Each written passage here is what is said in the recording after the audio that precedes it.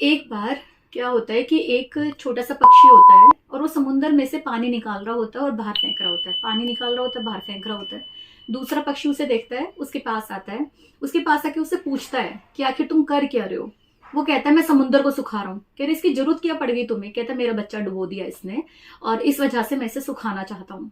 तो कहता है क्या तुम इसे सुखा पाओगे, तुम इस लायक हो कि तुम इसे सुखा पाओगे। तो वो उससे कहता है कि मुझे सलाह नहीं सहायता चाहिए। उस दूसरे पक्षी को ये बात लग जाती है और वो उसके साथ सुखाना।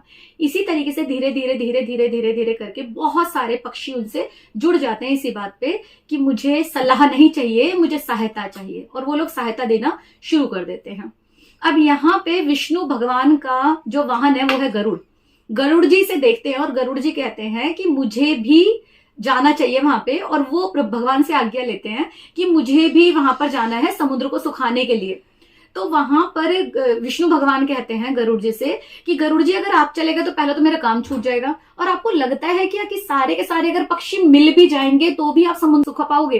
तो गरुड़ जी कहते हैं भगवान मुझे सलाह नहीं चाहिए, मुझे क्या चाहिए, सहायता चाहिए। और भगवान विष्णु इस बात को समझ के एकदम से ठिठक जाते हैं और कहते हैं ठीक है मैं भी तुम्हारे साथ जाता हूं।